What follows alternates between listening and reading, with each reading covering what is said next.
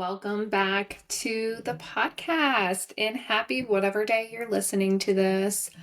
I am so glad you're here. This is going to be fun, short and sweet. Mark my words, short and sweet. Just kidding. It'll be 30 or 45 minutes of me talking.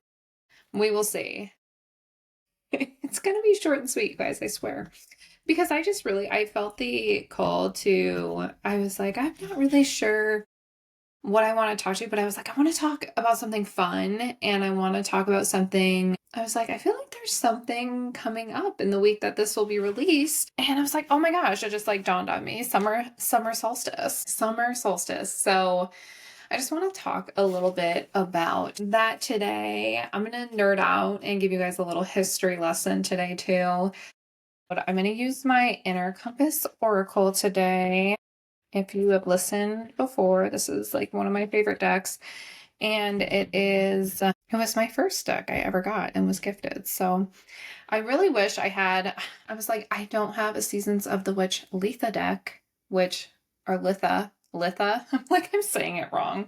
And that would have been perfect for summer solstice because that was like the pagan holiday. So anyways, summer solstice in the Northern Hemisphere will be on Friday, June 20th. So it's just marking technically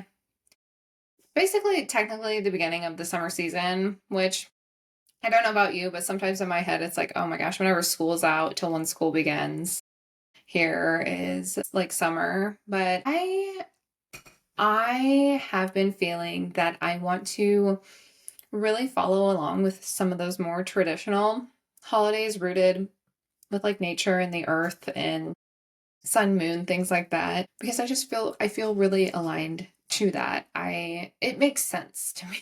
It's like these things make sense. And I used to be like, yeah, I'm a fall girl and that's the only season I like. But honestly, now at this point in my life, I enjoy all of the seasons. And some people would be like, I hate winter because it's cold, or I hate spring because it's so wet. And it's like, okay, I was definitely at that point at one stage in my life. But now, I mean, if you shift your perspective and think of all the good that happens during that season, it really, I don't know, it just makes you visualize how beautiful life is. Just thinking of every season and all the good that goes with it. Because, I mean, we could sit here and say, oh my God, summer's so hot. I hate it. I hate being outside. Because I feel a little more drawn to colder weather at times, to be completely honest. But the things I just love about summer, the weather is great. It can get really hot where I live, really hot. Humidity, it's very humid where I live sometimes. Um, I love the plants. I love flowers. I love pool time, lake time. I love being around water. Fun fact, I'm really not a beach girly. I know people love the ocean. Sand is messy to me and I hate when it gets everywhere. And I don't know, I'm just really weird about that. And maybe that's because I've been to a beach like a handful of times in my life, let's be honest. I mean, they also have beaches on lakes too, but I don't know, those can be a little different. This is not the ocean. Sometimes it looks like the ocean. I don't know. Like the Great Lakes are freaking huge and look like oceans. Anyways, off topic, Kayleen. So yeah, being near bodies of water. I mean, that's fun anytime. It's extra fun in the summer because then you can get in there. Being in the lake, just floating on your tube, lily pad, whatever. Those are just like fun, relaxing days, except if you have young children, then they're not as relaxing. Just kidding. It's fun with them too, to be near the water. What else is fun in the summer? I mean, you get more time outside with the daylight as well, and that ties into our summer solstice. So traditionally, and still, I mean, summer solstice marks the longest time of daylight in the year. So people might say the longest day of the year. I mean, every day has the same amount of hours, everyone, but the longest, the sun's up. I don't know, here the sun's up around 5 or something and it'll set around 9. And those are just fun days when the sun is out so long. And sometimes it's crazy to me to think that after Friday, the 20th, then the days get shorter until you get to December 20th, first, the winter solstice, and then the days start to get longer, which seems a little counterintuitive when you're in January and February and you live where I do and it's just cold and dark all the time and you're like, spring's never coming. But again, we are looking at all the good things of the season. So yeah, it's really cool the fact that I do enjoy having lots of sunlight in the summer. So I did want to give a little history on, how different cultures, and I'm not gonna lie, I did Google how different cultures celebrated summer solstice because I also have some information on Letha. I think that's how you say it. If I'm saying it wrong, I am so sorry. So it's like Letha is also known as midsummer. I do know that midsummer, it was called midsummer because they used to really only celebrate back in the day, long, long, long ago. It was more like two seasons. So it was winter and summer. And summer solstice would be technically the midsummer, the middle of that season. And I find that really interesting. I don't know how spring and fall became a mix. Basically, the circle of the year. Well, it's in this book. So this book I have is called Year of the Witch. If you're on YouTube, you can see it. Connecting through nature's seasons through intuitive magic. So it's a very cool book and it's very like nature oriented, which I really like. This circle with the different seasons and it corresponds with the zodiac as well. And Litha. Sure, let's say Litha. So summer solstice. It's the opposite of Yule or winter solstice, which has a lot of the same. So a lot of the rituals and traditions that were held in these pagan holidays were adapted by Christians. And that is why I think of Yule and Christmas. They took a lot of those rituals and traditions from Yule and used them for Christmas. And for summer solstice, it was like bonfires and a feast. And I don't see many people doing things like that. People celebrate the longest day of the year in their own way, but there's not really a holiday that corresponds with it like Yule and Christmas. Midsummer has been celebrated throughout the world. Egyptians designed the Great Pyramids in such a way that when they viewed the Sphinx, the sun would set precisely between the two pyramids during the summer solstice. On the coast of Peru, archaeologists discovered the ancient Chanquillo Observatory complex with buildings that aligned with the sun during solstices. Stonehenge, which is thought to be over 5,000 years old, is aligned with both the summer and winter solstice. And to this day, there are very large festivals held there every solstice and the equinoxes. And it says that Letha was created in the mid 20th century. So it talks about like Wicca and Celtic and Druidic influences, in that I'm like, its name Litha just corresponds with the celebration of their summer solstice and those things. Sorry, that was like a ramble that really made no sense.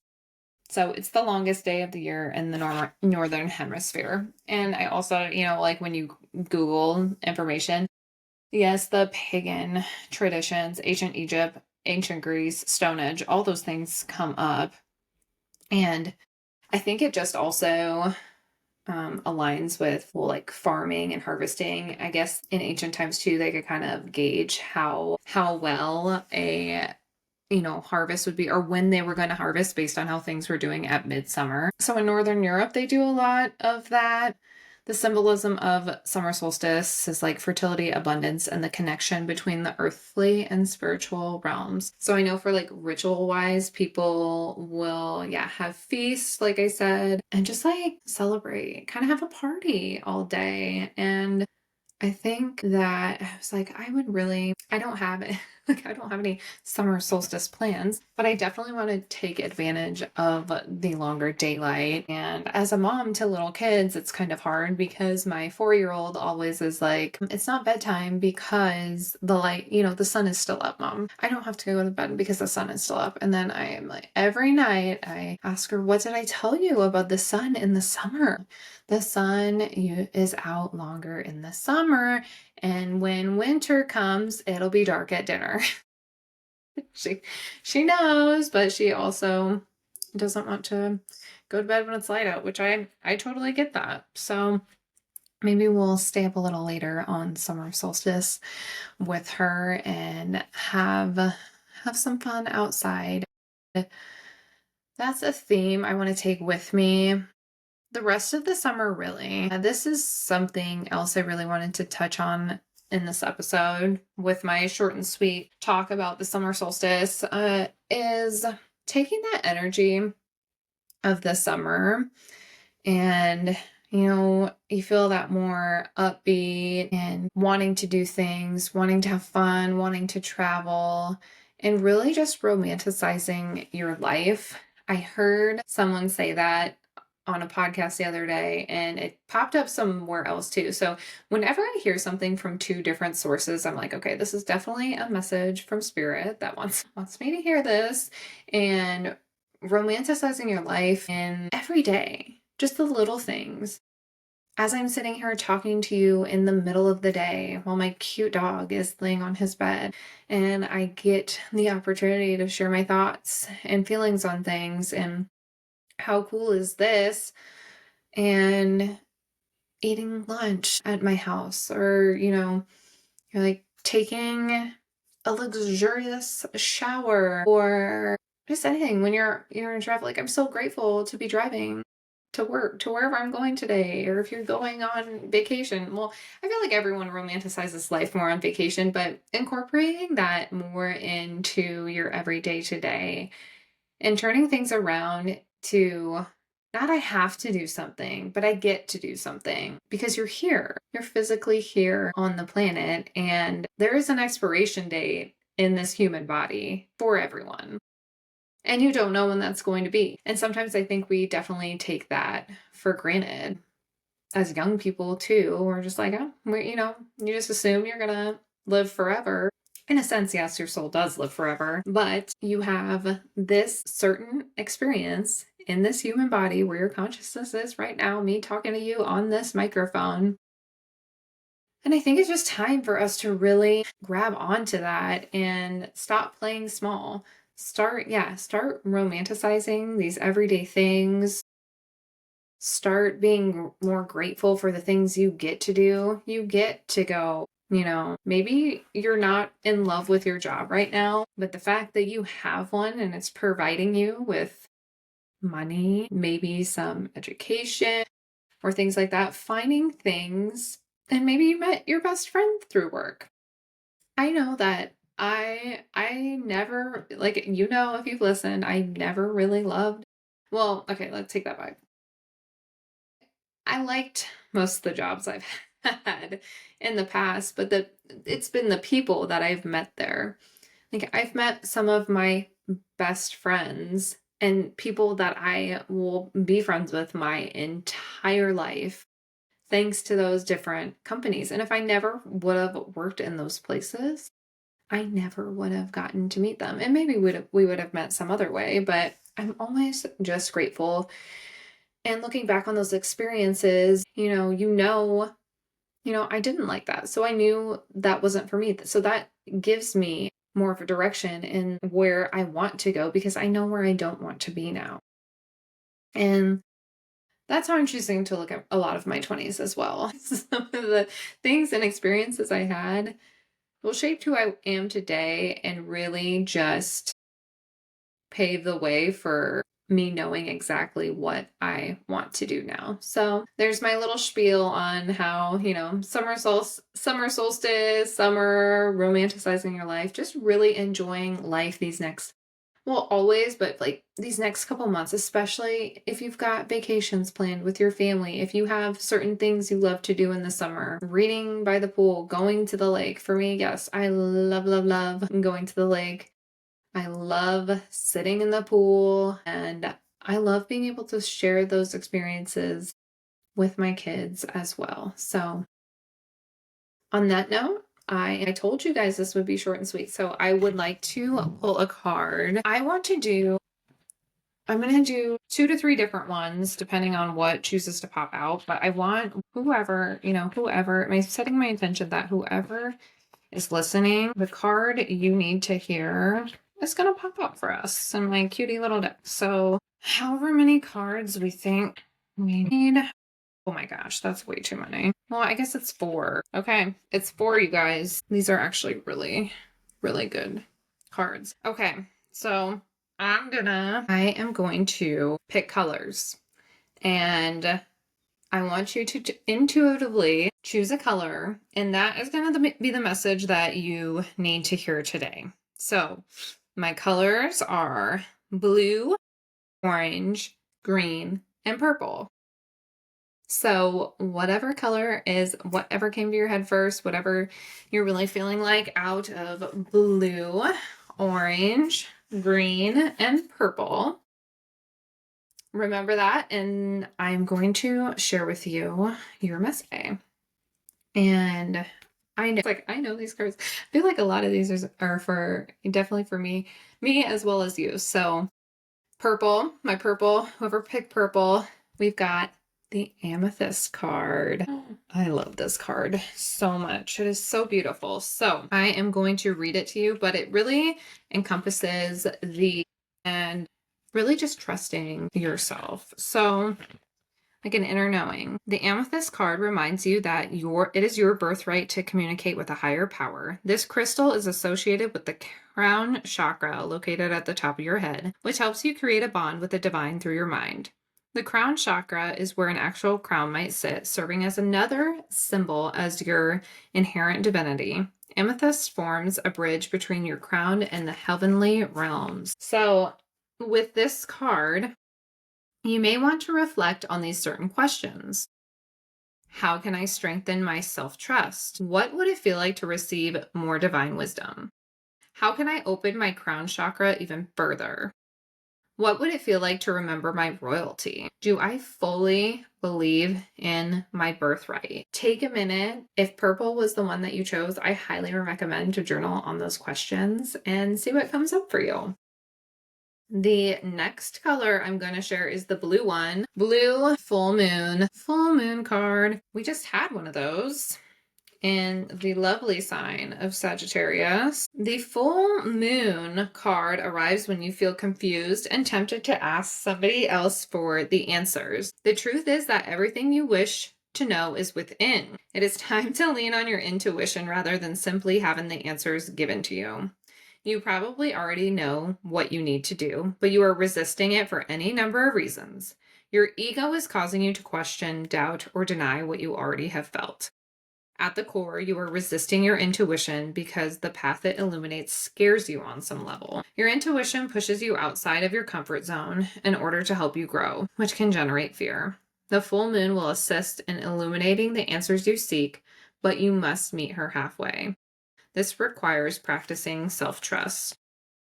Start by sitting down quietly in the dark, closing your eyes and breathing deeply.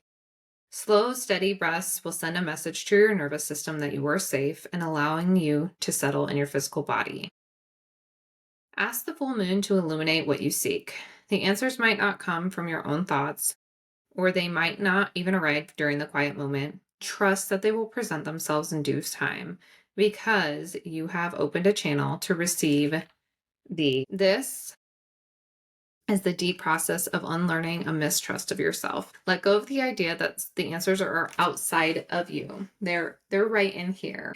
I really needed to hear this card as well. That is a beautiful card. So if you chose the color blue, reflect on just sitting with yourself and leaning into that self-trust. Because trust me, I know that some of the ideas and things that I personally have had have seemed crazy and scary at first. And then once you get into them, you realize you're like, okay, this is exactly what I needed to do.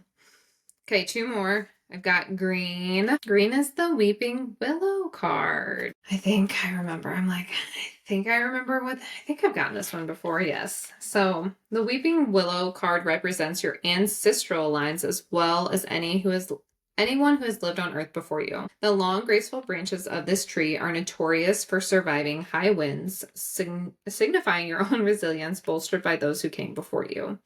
If the idea of reincarnation is true and your soul experiences many lives on Earth, then you are your own ancestor.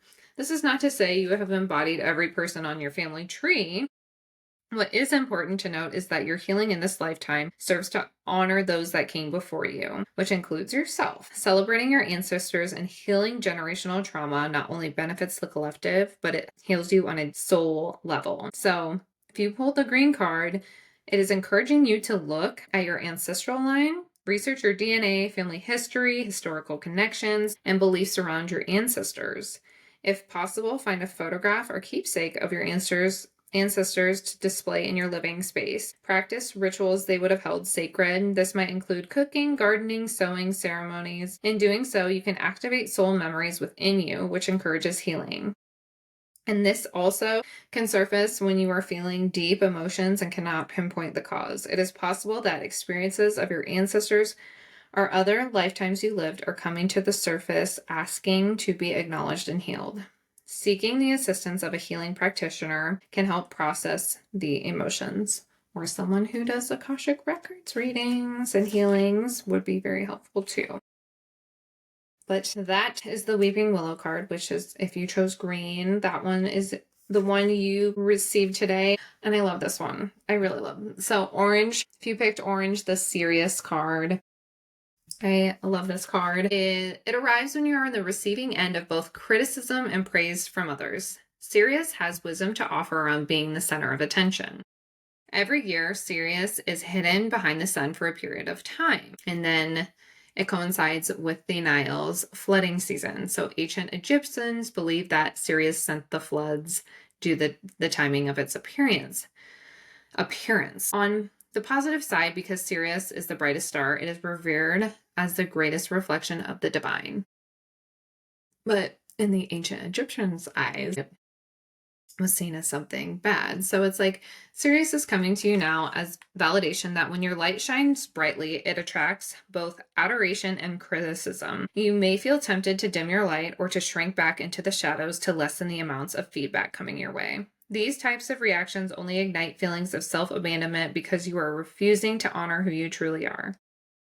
It is important to stay true to your soul and what feels authentic to you despite what others might think. When you love yourself for both your shadow and divine essence, you are shining your light in the most authentic way possible. Regardless whether you are the villain or hero in someone else's story, you are always the main character in yours. Hold steadfast to the power you possess as the brightest star in the sky. Mic drop. I love that. That is a really good one to end with. So I'm hoping, honestly, a little bit of each of those cards resonated with me today, and I'm hoping that whatever you chose resonated with you. I appreciate you listening to the episode. If you are here every week, I appreciate you extra. I love doing this. I truly do love doing this, and I'm going to keep doing it for as long as I can.